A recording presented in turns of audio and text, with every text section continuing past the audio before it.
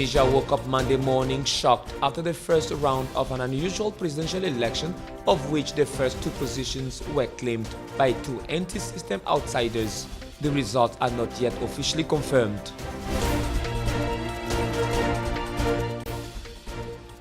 The prosecutor of the International Criminal Court appealed on Monday the acquittal for crimes against humanity on former Ivorian President Laurent Gbagbo and one of his allies, Charles Blé Goudé, in January.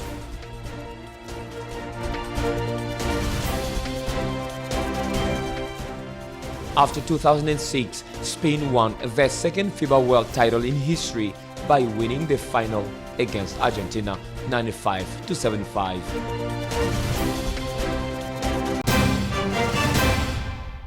The polling centers for the presidential election opened on Sunday in 24 provinces of Tunisia, with voters standing in line to cast their ballots for a new president after former President Beji Caid Essebsi died on July 25th at the age of 92. At 7 a.m. in Ariana, a coastal city in northeastern Tunisia, citizens already gathered at the local polling center to cast their votes. The election authority members arrived at 6 a.m.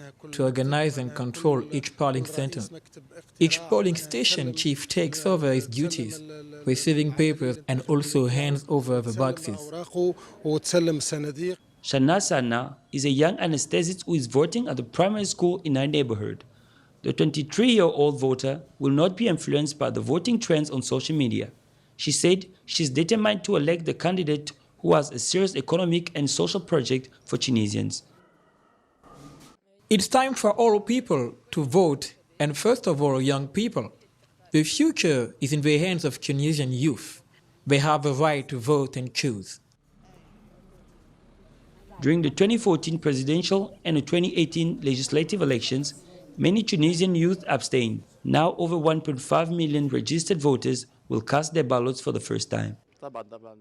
The situation will not improve unless we take our future in our hands and vote. This is a constitutional right and the only direct way of choosing the people in power.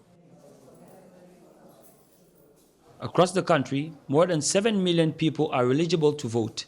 At least 70,000 police officers, soldiers, and security guards have been deployed across the country to ensure the smooth vote for the presidential election that people here hope will be free, fair and independent. Thousands of Tunisian and foreign observers have also monitored the election process. The election will go on a runoff vote if no candidate achieves an absolute majority. The official announcement will be made on Tuesday. The second round is scheduled to take place in early November after a parliamentary vote is held in October.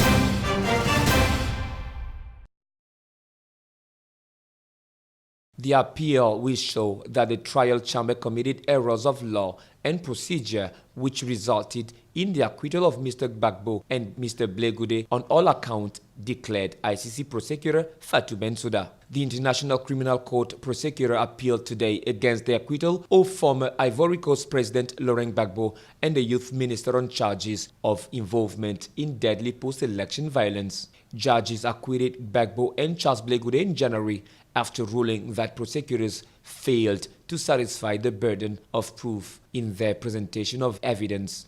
Prosecutor Fatou Bensouda said in a written notice of appeal that the reasons judges gave for their acquittals were legally and procedurally defective and urged appeals judges to declare a mistrial. More than 3,000 people were killed in 2010 and 2011 after Gbagbo refused to accept his electoral defeat to current Ivory Coast President Alassane Ouattara. Gbagbo and Blé Goudé pleaded not guilty to 4 charges of crimes against humanity, including murder, rape, and persecution.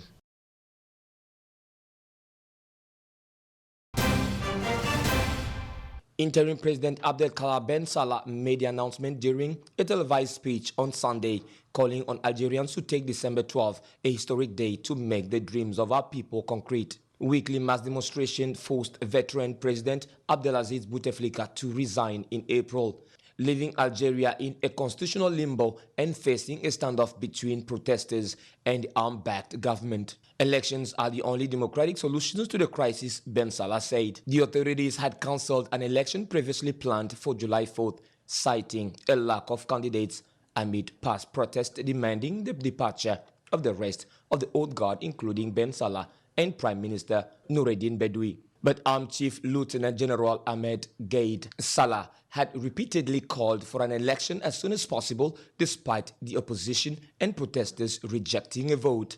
Earlier on Sunday, authorities named an independent election authority to organize the vote to replace the Ministry of Interior, which has been in charge of elections over the past years. This election body is a concrete response to demands from our people, including those seeking a radical change of the system, Ben Salah said, in an apparent reference to protesters who have been staging weekly demonstrations since February 22nd. These elections confirm that the state will go ahead to meet all demands, he said.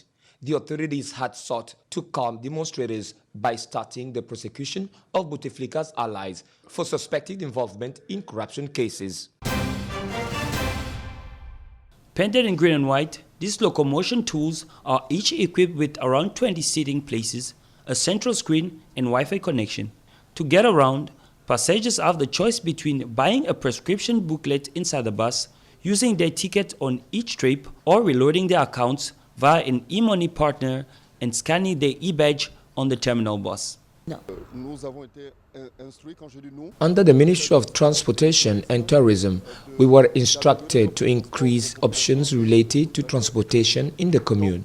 Transakanda should be seen as one of the solutions chosen to facilitate mobility.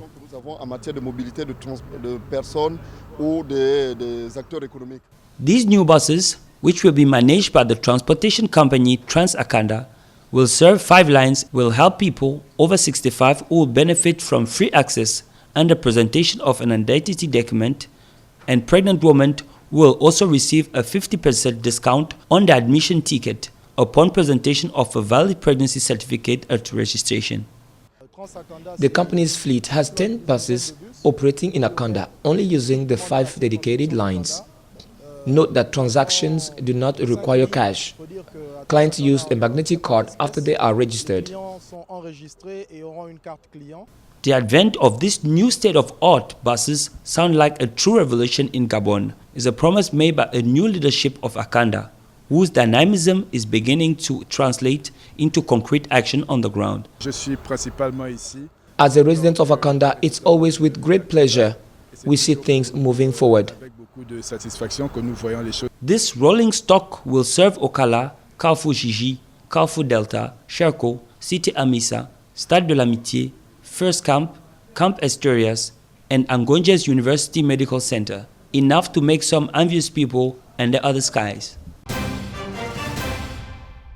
Ricky Rubio was named the MVP of the 2019 FIBA World Cup after leading Spain to gold. After Spain opened the game with a 14-2 lead, Argentina answered with an 11-0 run. But the Spain took back control, led by as many as 17 early in the second quarter, and went up by 22 with a 12-0 run early in the third. Neither team shot particularly well from the perimeter, but Spain outscored Argentina 44-30 in the paint. Ricky Rubio led 6 Spanish players in double figures with 20 points, shooting 6 for 11 from the field. Gasol shot just 2 for 9, but finished with 14 points, 7 rebounds, and 7 assists. Gasol and Rudy Fernandez are the only players remaining from Spain's previous World Championship, which came in 2006 with a win over Greece in the title game. He scored only 2 points in that game, but provided a valuable 17 minutes in place of his brother, Pau, who broke his foot in the semifinals.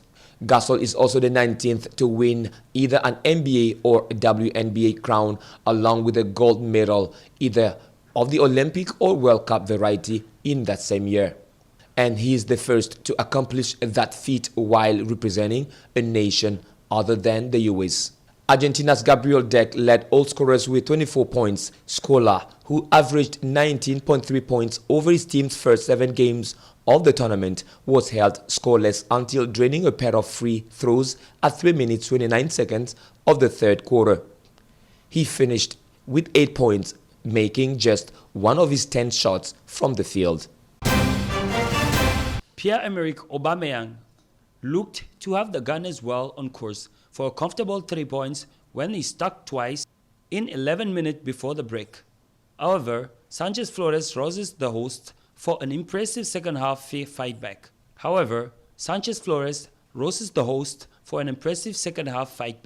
A point sees Arsenal only move level with Manchester United, Tottenham, Chelsea and Leicester behind Liverpool and Manchester City in the early season battle for the top 4 run. A point sees Arsenal only move level with Manchester United, Tottenham, Chelsea and Leicester behind Liverpool and Manchester City in the early season battle for top 4 finish. However, Watford have now conceded 10 goals in their opening 5 games to the campaign and were opened up far too easily to allow Aubameyang to open the scoring on 21st minute. Tunisia woke up Monday morning shocked after the first round of an unusual presidential election, of which the first 2 positions were claimed by 2 anti-system outsiders. The results are not yet officially confirmed.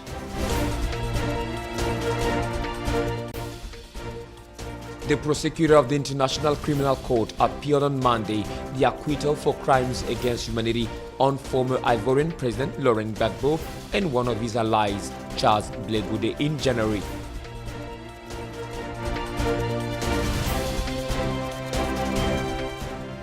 After 2006, Spain won their second FIBA World title in history by winning the final against Argentina 95-75. That's the end of our newscast of the day, but keep watching Gabon 24 for further news.